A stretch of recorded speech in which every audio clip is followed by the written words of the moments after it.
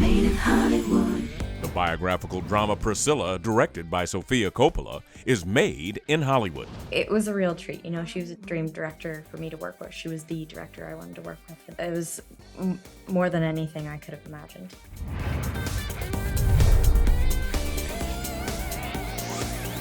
Made in Hollywood. Also on today's show, Meg Ryan directs and stars in the romantic comedy What Happens Later, also featuring David Duchovny.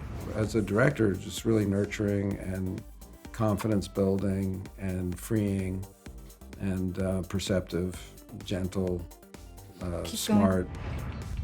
Plus, Daisy Ridley tries to survive in the crime thriller The Marsh King's Daughter. Awkwafina and Sandra Oh star in the game show comedy Quiz Lady, and the Western anthology series Lawmen Bass Reeves features David Oyelowo.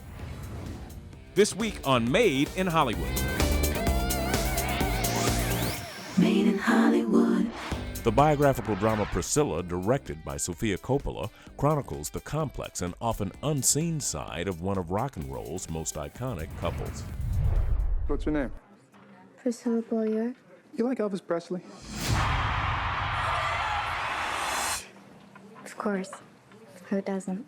The book that she wrote in the 1980s, and that, you know, the script leans heavily on. And then, you know, it was sitting down with Priscilla Presley herself, which I got the honor to do, and just sort of taking the time and letting her walk through this sort of section of her life. What are the kids listening to these days? Bobby Darin, Fabian, and you.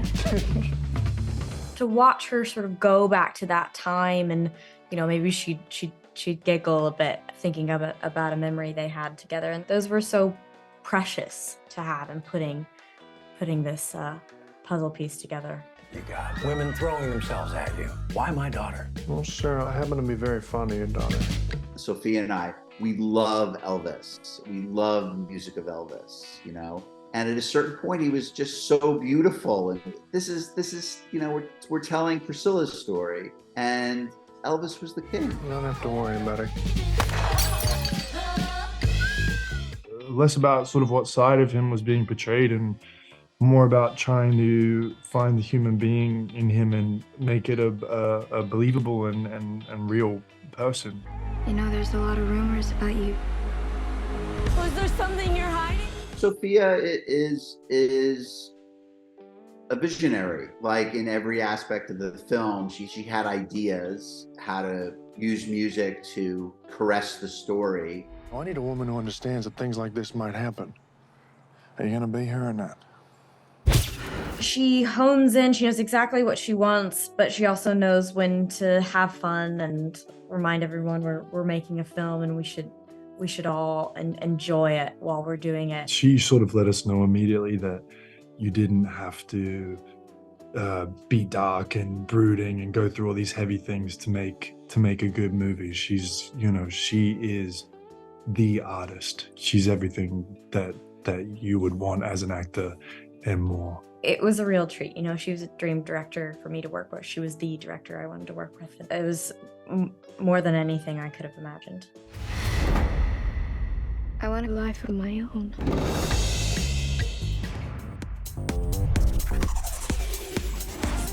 Two former college sweethearts get a fateful opportunity to re-examine their star-crossed romance in What Happens Later, starring Meg Ryan and David Duchovny. I'm looking for my connection. We were rerouted through wherever it is we are. The perspective of, like, two people looking back on their future that they didn't actually have together.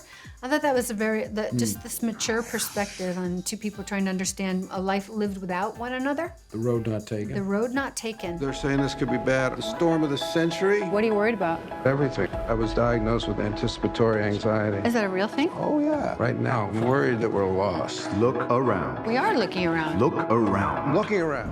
And what I liked is that they kind of, after they split up back in the day, they split up for reasons about one another that turned out to be incorrect. It really wasn't what you said, that we wanted different things. You left, you let go. This behavior, this is exactly why we broke up. So basically, my personality. Okay, yes. This is not at all how I imagine our reunion. Oh, you imagine this? I don't think I've worked with an actor who was directing before. Also, I've never done as much work in a movie with just one other actor. Yeah, me either. I just consider myself really lucky on both counts to have Meg as a performer. You know, just a great living, breathing, organically reacting person, actress. And also as a director, it's really nurturing and confidence building and freeing and perceptive, gentle, smart. Have you ever wondered what if?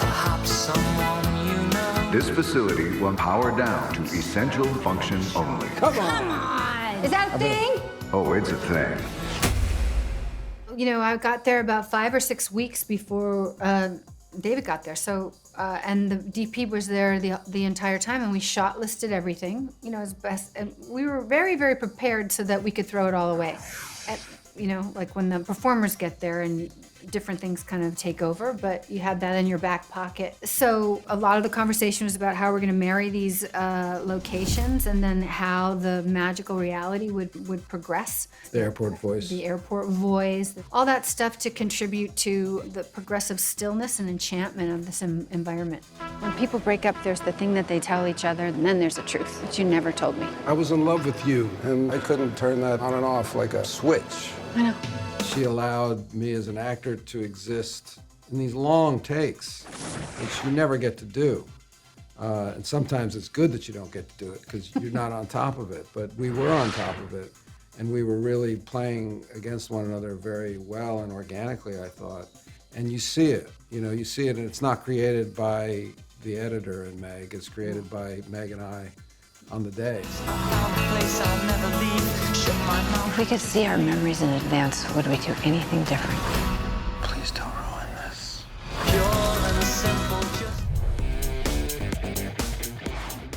Coming up, we sit down with director Neil Berger for his new crime thriller, The Marsh King's Daughter, and David Oyelowo stars in the Western anthology series Lawmen, Bass Reeves.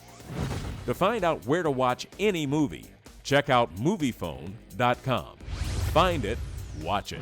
I was interested in doing a movie that was set in nature, where the wilderness and the natural world became like a real character in it, and to try to show that nature in a different way. Made in Hollywood. Made in Hollywood. Daisy Ridley stars as a wife and mother forced to confront the dark secrets of her past in the crime thriller The Marsh King's Daughter from director Neil Berger. What you got here? It's a habitat. Here's a habitat for. A baby deer. It sleeps over here beside the rocks to keep it safe from hunters. Smart deer. I was interested in doing a movie that was set in nature, where the wilderness and the natural world became like a real character in it, and to try to show that nature in a different way. And then thematically, can you change? Can you become the person that you should be? What your past, how that imprints you or molds you in a way, and can you free yourself? Elena Erickson? What are you doing with my house? What's going on? Your father, Jacob Holbrook. When was the last time you spoke to him? When I was 10 years old. I'm confused. I thought your parents died in a car accident. That's what I told you. You want to cast the person who is the person in a way, who has the kind of traits to it. And Daisy does have a mystery to her. She has a restraint and a subtlety, which is perfect in a way for a character who has a secret. But also with Daisy, you can see in her eyes, you know, what's going on emotionally and her vulnerability and her sort of emotional history. Jacob Holbrook, the so-called Marsh King, abducted Beth Erickson and held her for 12 years in the wilderness with the daughter she gave birth to while in captivity. Well, I think the relationship starts out and she's completely devoted to him. She loves him. She idolizes him. She's in harmony with nature because of him. And he's a harsh taskmaster, but he's fair. We, the audience, care about him in the same way that she does. And then, of course, she learns more about him as she gets older. And so then there's the question, What if the person you loved most in the world turns out to be a monster? He gave me this after my first kill. These were the only tears my father ever wanted to see. You'll always be my little shadow. Now I realized the person I believed in the most was really a monster. This means we're family. With a thriller, you're trying to put all the pieces in place so that sense of suspense and that energy and that intensity starts to build up. It starts with the script, and then you make it again with the movie, setting it all up. How we shoot it, is this close-up going to be more tense than something that's wider, or do we just stay back and that's weird in and of itself? And then in the editing, there's this other sort of pacing that gets, and then you take something out and you're like, oh, we don't need that actually. And putting the other scenes around it right together, that kind of creates a burst of energy that we weren't expecting. And so, it's a matter of just shaping it all to kind of create that effect. We can still all be a family.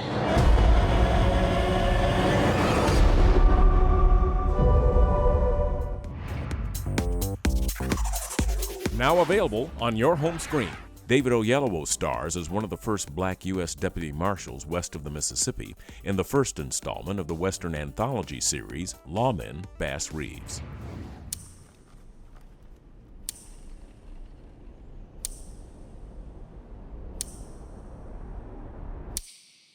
You a lawman or an outlaw? Bit of both, I reckon. I was familiar with the mythology of Bass Reeves. I grew up in Texas. I heard stories, but those stories were the gunslinging lawman pursuing the most hardened criminals in the Wild West. This sort of iconic black law figure from the era. I didn't take a dive into it until after we were finished filming. Well, the thing is, all that's out there is the historical, equivalent of his story. So I used to always fall asleep in history class, so I didn't want to direct that version.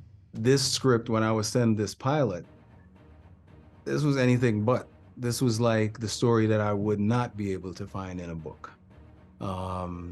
And at that point, for me, it was just a story of like a great man in America's history, as opposed to it being like this historical figure from America. How do I get to do what you do? You're loyal, and you ain't afraid of much. But the real power lies beneath the badge. It wasn't until I first sat down with David Oyelowo, and then based on that conversation, when scoured the internet and Amazon and podcasts, that I really began to understand the breadth of the man's life. Man, David's been in love with this story, right? By the time you get together with him to try and make this, you do realize that. You realize, oh, this guy didn't come to work today just to get a couple of lines right. He, like the rest of us, is chasing the truth right now. Ready to ride? I thought you'd never ask. I'm incredibly grateful to Taylor for entrusting me with this opportunity. He gave me an enormous amount of freedom and autonomy. Working with Taylor, simply put, is like pouring gasoline on my fire. From the time I talked to him and I told him what I thought of the scripts, I told him what I thought of Chad and David, I said to him, I want to make a Buffalo Soldier dreadlock Rasta version of the Lone Ranger. And he said, great, let's do that. I felt enormous pressure, not only to honor Bass, but to live up to the Taylor Sheridan universe. But I also had great comfort in knowing that that backstop was there to support me. I'm warning you, your wicked days are done.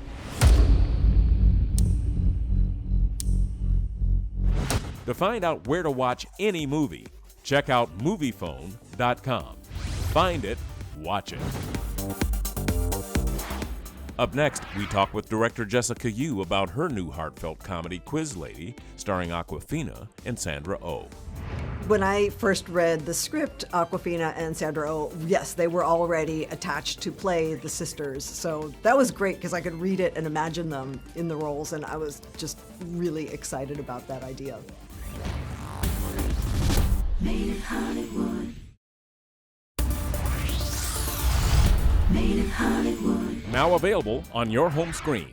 Two dysfunctional siblings discover that a TV game show just might be the answer to all their problems as Awkwafina and Sandra Oh star in the heartfelt comedy Quiz Lady. Yes? Hi, I have some bad news. We lost your mom. What?